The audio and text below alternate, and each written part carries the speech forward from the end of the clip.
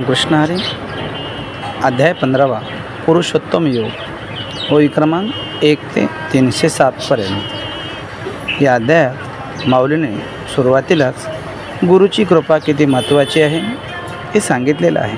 ज्ञानापेक्षा ध्यान श्रेष्ठ आहे। ज्ञानी व्यक्तीला रोजच दिवाळी असतो, परंतु हे ज्ञान प्राप्त करण्यासाठी विरक्ती असणे गरजेचं आहे। पायाळू कोणाला म्हणावं, इंद्र कोणाला म्हणावं, ब्रह्म कोणाला म्हणावं, हेही माऊली या ठिकाणी स्पष्ट करतात।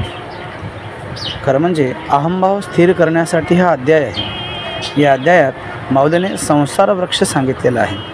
संसार वृक्ष हा उलटा असतो, याचे मूळ वरती असतात आणि फांद्या याच्या खाली असतात। या संसार वृक्षाला फळ फूल असे काही नसते बरं। हा आभासमय संसार वृक्ष आहे, लटका संसार वृक्ष आहे, स्वप्नवत संसार वृक्ष आहे। हा खरा नसूनही खरा वाटतो। याची पहिली फांदी म्हणजे ब्रह्मदेव होय, आणि ब्रह्मदेवापासूनच पुढे 4 खाणी 84 लक्ष जीवयोनी निर्माण झालेली आहेत। सत्व रज तम पंचमहाभूते इंद्रिय या सर्वांचे पाना फळा फुलांनी बहरलेलं हे झाड आहे। हे झाड आश्वस्त रूपाने मानलं जातं। आश्वस्त म्हणजे नष्ट न होणारं, परंतु हे तर नष्ट होणारं झाड आहे, तरीसुद्धा आपल्यास ते अविनाश का वाटते बरं? याचं कारण ते म्हणजे आपलं अज्ञान होय। ज्याप्रमाणे कमळावरील पाणी स्थिर राहत नाही, ढगांची गती स्थिर राहत नाही, त्या प्रकारचं हे संसार वृक्ष आहे। दुसरं उदाहरण घ्यायचं म्हणजे कावळा एकच बुबुळ एवढ्या गतीने फिरवतो की आपल्याला त्याला 2 डोळे आहेत असा भास होतो। भवरा जमिनीवर सारखा फिरतो, परंतु आपल्याला तो स्थिर आहे असा भास होतो।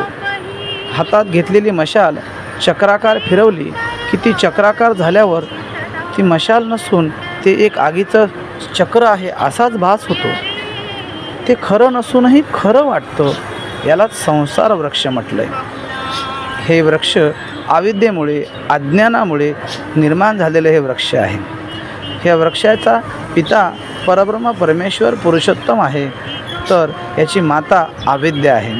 या वृक्षाची निर्मिती मायेच्या द्वारा झालेली आहे। ह्या वृक्षाला वांजेचा लेखसुद्धा म्हटलेला आहे बरं। मग हा वृक्ष खरा नसूनही खोटा वाटतो, हे संसार वृक्ष आहे। संसार खरा आहे का? तर याचं उत्तर आहे खोटा आहे।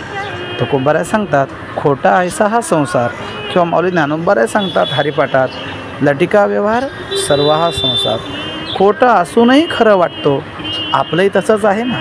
आपण संसारासाठी सतत धडपडत असतो, माहिती आहे आपलं कोणीच नाही आहे, पण तरीसुद्धा संसारासाठी झटतो, संसार प्रपंच मोठा करण्यासाठी धडपडतो, आणि एके दिवशी हे सर्व सोडून जातो।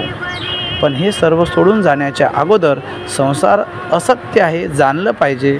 यासाठी ज्ञान होणं गरजेचं आहे। ज्ञानी व्यक्तीलाच मग ज्ञान कसं होतं? तर मान मोह अभिमान द्वैतबुद्धी सुख दुःख निरपेक्ष वृत्ती आणि ज्याची विषयबुद्धी नाही अशा व्यक्तीलाच ज्ञान होतं। आणि म्हणून हे संसार वृक्ष जर तोडायचा असेल ना, तर आपणास ज्ञानरूपी तलवार आणि वैराग्यरूपी कुऱ्हाड हातामध्ये घेतल्याशिवाय या संसाररूपी वृक्षाला मुळापासून उपडता येणार नाही, आणि हा संसार वृक्ष नाश करता येणार नाही। म्हणून माऊली सांगतात, बाबा रे, या जीवनात तर सुखी व्हायचं असेल ना, तर आपण या लटिक्या अविद्येचं बीज असणाऱ्या संसार वृक्षाला तोडावं आणि आपलं जीवन सुखी समृद्ध करून घ्यावं। रामकृष्ण हरी। रामकृष्ण हरी जय जय रामकृष्ण हरी, रामकृष्ण हरी जय जय रामकृष्ण हरी।